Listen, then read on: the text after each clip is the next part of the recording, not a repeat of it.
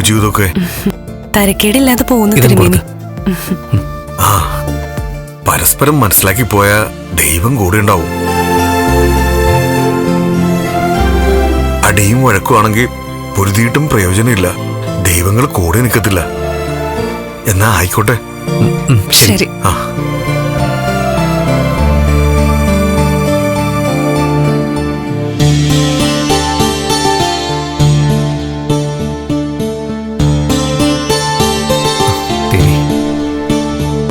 മഞ്ജു, മുല്ലപ്പൂ വേണോ? അതെന്തൊരു ചോദ്യ സാഗരേട്ടാ. മുല്ലപ്പൂ വാങ്ങിയിട്ട് എന്റെ തലയിൽ വെച്ചതാ. അതിനിപ്പോ ഞാൻ പറയേണ്ട കാര്യമുണ്ടോ? ഞാൻ ചോദിച്ചേ ഉള്ളൂ. വാ.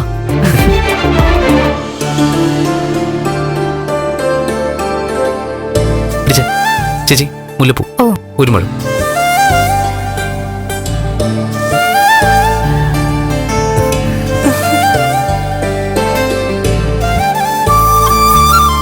പുതിയണ്ട, ഇങ്ങനെ തന്നാ മതി. എത്ര ചേച്ചി? 70 രൂപ.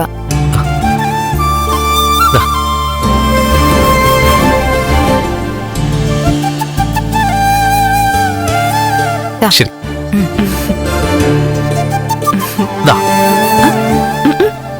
ഇനി ഇത് ഐശ്വര്യേട്ടന്റെ തലയിൽ വെച്ചേ.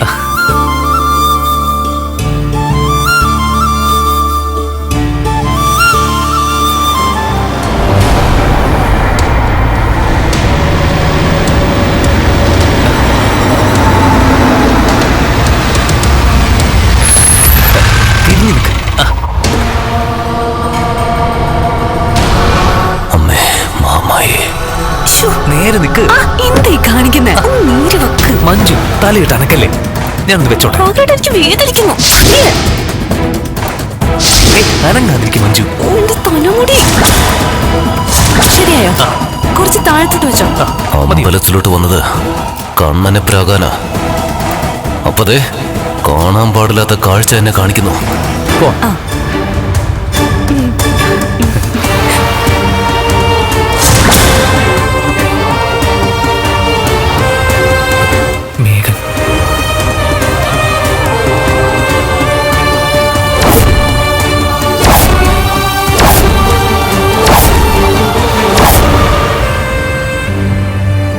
മഞ്ജു, മേഘൻ.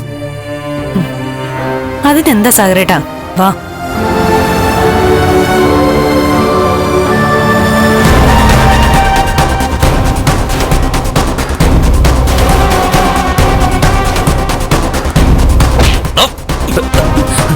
ഞാൻ അമ്പലത്തിലേക്ക് വന്നപ്പോ എന്തിനാണ് നീ വന്നേ?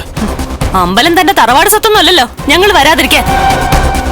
അല്ലെങ്കിൽ തന്നെ അമ്പലം അലർജി ആയിട്ട് നടക്കുന്ന ആൾക്കാര് എന്തിനാ ഇപ്പൊ ഇങ്ങോട്ടേക്ക് വന്നത്?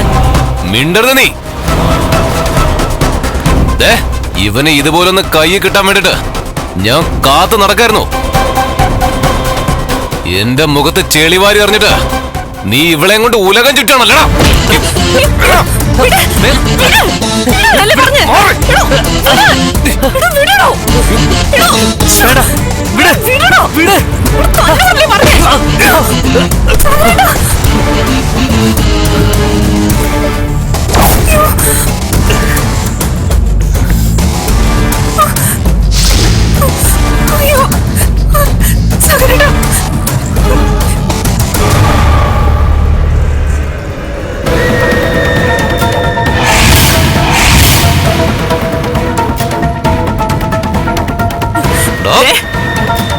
ഇനി എന്റെ സാഗരേട്ടൻ തൊട്ടാ തന്നെ കാണാൻ വരുന്നത് മാർക്കോ ആയിരിക്കും.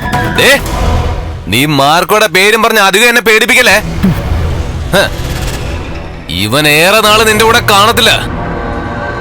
ഞാൻ കെട്ടിയ താലി നീ എന്റെ മുഖത്തേക്ക് വലിച്ചെറിഞ്ഞില്ലേ?